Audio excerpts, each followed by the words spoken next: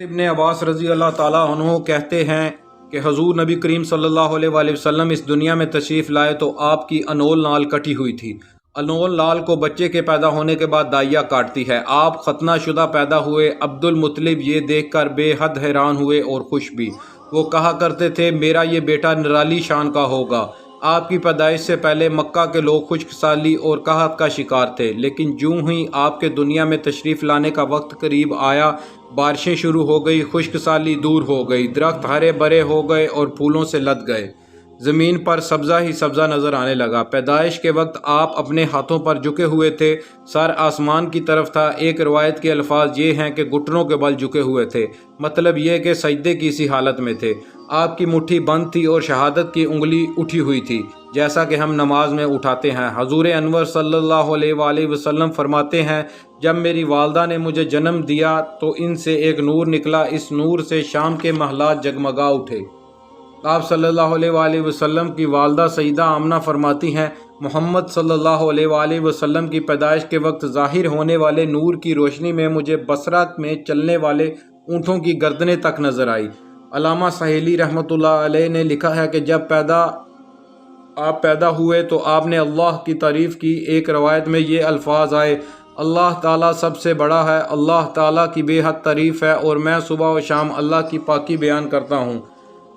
آپ کی ولادت کس دن ہوئی؟ اس بات پر سب کا اتفاق ہے کہ وہ پیر کے دن تھا۔ آپ صبح فجر طلوع ہونے کے وقت دنیا میں تشریف لائے۔ تاریخ پیدائش کے سلسلے میں بہت سے قول ہیں۔ ایک روایت کے مطابق 12 ربیع الاول کو پیدا ہوئے، ایک روایت 8 ربیع الاول کی ہے، ایک روایت یہ ہے کہ 2 ربیع الاول کو پیدا ہوئے۔ اس سلسلے میں اور بھی بہت سی روایات ہیں۔ زیادہ تر مورخین کا خیال ہے کہ آپ 8 ربیع الاول کو پیدا ہوئے۔ تقویم کے طریقہ سے جب تاریخ نکالی گئی تو 9 ربیع الاول نکلی، مطلب یہ کہ اس بارے میں بالکل صحیح بات کسی کو معلوم نہیں۔ اس پر سب کا اتفاق ہے کہ مہینہ ربیع الاول کا تھا اور دن پیر کا۔ یہ بھی کہا جاتا ہے کہ آپ کو پیر کے دن ہی نبوت ملی، پیر کے روز ہی آپ نے مدینہ منورہ کی طرف ہجرت فرمائی اور پیر کے روز ہی آپ کی وفات ہوئی۔ آپ عام الفیل میں پیدا ہوئے، یعنی ہاتھیوں والے سال میں۔ اس سال کو ہاتھیوں والا سال اس لیے کہا جاتا ہے کہ ابراہ نے ہاتھیوں کے ساتھ مکہ مکرمہ پر چڑھائی کی تھی۔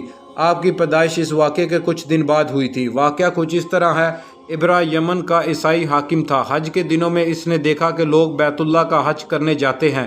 اس نے اپنے لوگوں سے پوچھا یہ لوگ کہاں جاتے ہیں؟ اسے جواب ملا بیت اللہ کا حج کرنے کے لیے مکہ جاتے ہیں۔ اس نے پوچھا بیت اللہ کس چیز کا بنا ہوا ہے؟ اسے بتایا گیا پتھروں کا بنا ہوا ہے۔ اس نے پوچھا اس کا لباس کیا ہے؟ بتایا گیا ہمارے ہاں سے جو دھاری دار کپڑا جاتا ہے اس سے اس کی پوشاک تیار ہوتی ہے۔ ابراہ عیسائی تھا۔ ساری بات سن کر اس نے کہا مسیح کی قسم میں تم لوگوں کے لیے اس سے اچھا گھر تعمیر کروں گا۔ اس طرح اس نے سرخ، سفید، زرد اور سیاہ پتھروں سے ایک گھر بنوایا، سونے اور چاندی سے اس کو سجایا، اس میں کئی دروازے رکھوائے، ان میں سونے کے پتھر جڑوائے، ان کے درمیان میں جواہر لگوائے، اس مکان میں ایک بڑا سا کوت لگوایا، پردے لگوائے، وہاں خوشبوئیں سلگانے کا انتظام کیا۔ اس کی دیواروں پر اس قدر مشک ملا جاتا تھا کہ وہ سیاہ رنگ کی ہو گئی، یہاں تک کہ جواہر بھی نظر نہیں آتے تھے۔ پھر لوگوں سے کہا کہ اب تمہیں بیت اللہ کا حج کرنے کے لیے مکہ جانے کی ضرورت نہیں، میں نے یہیں تمہارے لیے بیت اللہ بنوا دیا ہے، لہٰذا اب تم اس کا طواف کیا کرو۔ اس طرح کچھ قبائل کئی سال تک اس کا حج کرتے رہے، اس میں اعتکاف کرتے رہے، حج والے مناسک بھی یہیں ادا کرتے رہے۔ عرب کے ایک شخص نفیل خشمی سے یہ بات برداشت نہ ہو سکی، وہ اس مصنوعی خانہ کعبہ کے خلاف دل ہی دل میں کڑھاتا رہا۔ آخر اس نے دل میں ٹھان لی کہ وہ ابراہ کی اس عمارت کو گندگی کر کے چھوڑے گا۔ پھر ایک رات اس نے چوری چھپے بہت سی گندگی اس کے اندر ڈال دی۔ ابراہ کو معلوم ہوا تو سخت غضبناک ہوا، کہنے لگا یہ کارروائی کسی عرب نے اپنے کعبے کے لیے کی ہے، میں اس کو ڈھا دوں گا، اس کا ایک ایک پتھر توڑ دوں گا۔ اس نے شاہ حبشہ کو یہ تفصیلات لکھ دیں، اس سے درخواست کی کہ وہ اپنا ہاتھی بھیج دیں۔ اس ہاتھی کا نام محمود تھا۔ یہ اس قدر بڑا تھا کہ اتنا بڑا ہاتھی روئے زمین پر دیکھنے میں نہیں آیا تھا۔ جب ہاتھی اس کے پاس پہنچ گیا تو وہ اپنی فوج لے کر نکلا اور مکہ کا رخ کیا۔ یہ لشکر جب مکہ کے قریب و جوار میں پہنچا تو ابراہ نے فوجیوں کو حکم دیا کہ ان لوگوں کے جانور لوٹ لیے جائیں۔ اس کے حکم پر فوجیوں نے جانور پکڑ لیے، ان میں عبد المطلب کے اونٹ بھی تھے۔ نفیل بھی ابرا کے ساتھ اس کے لشکر میں موجود تھا اور یہ عبد المطلب کا دوست تھا۔ عبد المطلب اس سے ملے، اونٹوں کے سلسلے میں بات کی۔ نفیل نے ابرا سے کہا قریش کا سردار عبد المطلب ملنا چاہتا ہے، یہ شخص تمام عرب کا سردار ہے، شرف اور بزرگی اسے حاصل ہے، لوگوں میں اس کا بہت اثر ہے، لوگوں کو اچھے اچھے گھوڑے دیتا ہے، انہیں عطیات دیتا ہے، کھانا کھلاتا ہے۔ یہ گویا عبد المطلب کا تعارف تھا۔ ابرا نے انہیں ملاقات کے لیے بلا لیا۔ ابرا نے ان سے پوچھا بتائیے آپ کیا چاہتے ہیں؟ انہوں نے جواب دیا میں چاہتا ہوں میرے اونٹ مجھے واپس مل جائیں۔ ان کی بات سن کر ابرا بہت حیران ہوا۔ اس نے کہا مجھے تو بتایا گیا تھا آپ عرب کے سردار ہیں، بہت عزت اور بزرگی کے مالک ہیں، لیکن لگتا ہے مجھ سے غلط بیانی کی گئی ہے، کیونکہ میرا خیال تھا آپ مجھ سے بیت اللہ کے بارے میں بات کریں گے، جس کو میں گرانے آیا ہوں اور جس کے ساتھ آپ سب کی عزت وابستہ ہے، لیکن آپ نے اس کی تو سرے سے بات ہی نہیں کی اور اپنے اونٹوں کا رونا لے کر بیٹھ گئے، یہ کیا بات ہوئی؟ اس کی بات سن کر عبد المطلب بولے آپ مجھے میرے اونٹ واپس دے دیں، بیت اللہ کے ساتھ جو چاہے کریں، اس لیے کہ اس گھر کا ایک پروردگار ہے، وہ خود ہی اس کی حفاظت کرے گا، مجھے اس کے لیے فکر مند ہونے کی ضرورت نہیں۔ ان کی بات سن کر ابرا نے حکم دیا ان کے اونٹ واپس دے دیے جائیں۔ جب انہیں ان کے اونٹ واپس مل گئے تو انہوں نے ان کے سموں پر چمڑا چڑھا دیا، ان پر نشان لگا دیے، انہیں قربانی کے لیے وقف کر کے حرم میں چھوڑ دیا تاکہ پھر کوئی انہیں پکڑ لے تو حرم کا پروردگار اس پر غضبناک ہو۔ پھر عبد المطلب ہرا پہاڑ پر چڑھ گئے، ان کے ساتھ ان کے کچھ دوست تھے۔ انہوں نے اللہ سے درخواست کی اے اللہ، انسان اپنے سامان کی حفاظت کرتا ہے، تو اپنے سامان کی حفاظت کر۔ ادھر سے ابرا اپنا لشکر لے کر آگے بڑھا، وہ خود ہاتھی پر سوار لشکر کے درمیان موجود تھا، ایسے میں اس کے ہاتھی نے آگے بڑھنے سے انکار کر دیا، وہ زمین پر بیٹھ گیا۔ ہاتھی بانوں نے اسے اٹھانے کی کوشش کی لیکن وہ نہ اٹھا، انہوں نے اس کے سر پر ضربیں لگائی، انکس چبوئے مگر وہ کھڑا نہ ہوا۔ کچھ سوچ کر انہوں نے اس کا رخ یمن کی طرف کیا تو وہ فوراً اس طرف چلنے لگا، اس کا رخ پھر مکہ کی طرف کیا گیا تو پھر رک گیا۔ ہاتھی بانوں نے یہ تجربہ بار بار کیا، آخر ابرا نے حکم دیا ہاتھی کو شراب پلائی جائے تاکہ نشے میں اسے کچھ ہوش نہ رہ جائے اور ہم اسے مکہ کی طرف آگے بڑھا سکیں۔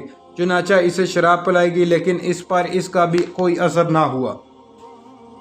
ابرا کے ہاتھی کو اٹھانے کی مسلسل کوشش جاری تھی کہ اچانک سمندر کی طرف سے ان کی طرف اللہ تعالیٰ نے ابابیل کو بھیج دیا، وہ ٹڈیوں کے جھنڈ کی طرح آئیں۔ دوسری طرف عبد المطلب مکہ میں داخل ہوئے، حرم میں پہنچے اور کعبے کے دروازے کی زنجیریں پکڑ کر ابرا اور اس کے لشکر کے خلاف فتح کی دعا مانگنے لگے۔ ان کی دعا کے الفاظ یہ تھے اے اللہ، یہ بندہ اپنے قافلے اور اپنی جماعت کی حفاظت کر رہا ہے، تو اپنے گھر یعنی بیت اللہ کی حفاظت فرما، ابرا کا لشکر فتح نہ حاصل کر سکے، ان کی طاقت تیری طاقت کے آگے کچھ بھی نہیں، آج سلیب کامیاب نہ ہو۔ سلیب کا لفظ اس لیے بولا کہ ابرا عیسائی تھا اور سلیب کو عیسائی اپنے نشان کے طور پر ساتھ لے کر چلتے ہیں۔ اب انہوں نے اپنی قوم کو ساتھ لیا اور ہرا پہاڑ پر چڑھ گئے، کیونکہ ان کا خیال تھا وہ ابرا کا مقابلہ نہیں کر سکتے، اور پھر اللہ تعالیٰ نے پرندوں کے جھنڈ بھیج دیے۔ یہ پرندے چڑیا سے قدرے بڑے تھے، ان میں سے ہر پرندے کی چونچ میں پتھر کے 3 ٹکڑے تھے۔ یہ پتھر پرندوں نے ابرا کے لشکر پر گرانے شروع کیے، جوں ہی یہ پتھر ان پر گرے ان کے ٹکڑے ٹکڑے ہو گئے، بالکل اسی طرح جیسے آج کسی جگہ اوپر سے بم گرایا جائے تو جسموں کے ٹکڑے اڑ جاتے ہیں۔ ابرا کا ہاتھی محمود البتہ ان کنکریوں سے محفوظ رہا، باقی سب ہاتھی تہس نہس ہو گئے۔ یہ ہاتھی 13 عدد تھے، سب کے سب کھائے ہوئے بوسے کی مانند ہو گئے، جیسا کہ سورۃ الفیل میں آتا ہے۔ ابرا اور اس کے کچھ ساتھی تباہی کا یہ منظر دیکھ کر بری طرح بھاگے، لیکن پرندوں نے ان کو بھی نہ چھوڑا۔ ابرا کے بارے میں طبقات میں لکھا ہے کہ اس کے جسم کا ایک ایک عضو الگ ہو کر گرتا چلا گیا، یعنی وہ بھاگ رہا تھا اور اس کے جسم کا ایک ایک حصہ الگ ہو کر گر رہا تھا۔ دوسری طرف عبد المطلب اس انتظار میں تھے کہ کب حملہ ہوتا ہے، لیکن حملہ آور جب مکہ میں داخل نہ ہوئے تو وہ حالات معلوم کرنے کے لیے نیچے اترے۔ مکہ سے باہر نکلے تب انہوں نے دیکھا سارا لشکر تباہ ہو چکا ہے، خوب مال غنیمت ان کے ہاتھ لگا، بے شمار سامان ہاتھ آیا، مال میں سونا چاندی بھی بے تحاشا تھا۔ لشکر میں سے کچھ لوگ ایسے بھی تھے جو واپس نہیں بھاگے تھے، یہ مکہ میں رہ گئے تھے، ان میں ابرا کے ہاتھی کا محاوت بھی تھا، جو محمود کو آگے لانے میں ناکام رہا تھا۔ ہمارے نبی حضرت محمد صلی اللہ علیہ وآلہ وسلم اس واقعے کے چند ماہ بعد پیدا ہوئے۔ آپ جس مکان میں پیدا ہوئے وہ صفا پہاڑی کے قریب تھا۔ حضرت کعب احبار رضی اللہ تعالیٰ عنہ روایت کرتے ہیں کہ میں نے تورات میں پڑھا تھا کہ رسول اللہ صلی اللہ علیہ وآلہ وسلم کی پیدائش مکہ میں ہوگی۔ یہ کعب پہلے یہودی تھے، اس لیے تورات پڑھا کرتے تھے۔ دنیا میں آتے ہی حضور اکرم صلی اللہ علیہ وآلہ وسلم روئے۔ حضرت عبد الرحمن بن عوف رضی اللہ تعالیٰ عنہ کی والدہ کہتی ہیں کہ جب حضرت آمنہ کے ہاں ولادت ہوئی تو میں وہاں موجود تھی۔ آپ صلی اللہ علیہ وآلہ وسلم میرے ہاتھوں میں آئے، یہ غالباً دایاں تھی، ان کا نام شفا تھا۔ فرماتی ہیں جب آپ میرے ہاتھوں میں آئے تو روئے۔ آپ کے دادا عبد المطلب کو آپ کی ولادت کی اطلاع دی گئی، وہ اس وقت خانہ کعبہ کا طواف کر رہے تھے۔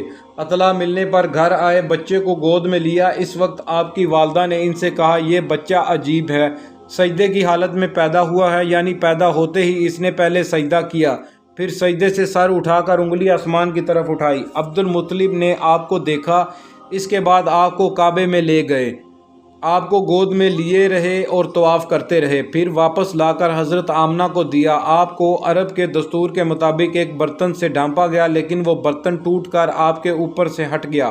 اس وقت آپ اپنا انگوٹھا چوستے نظر آئے۔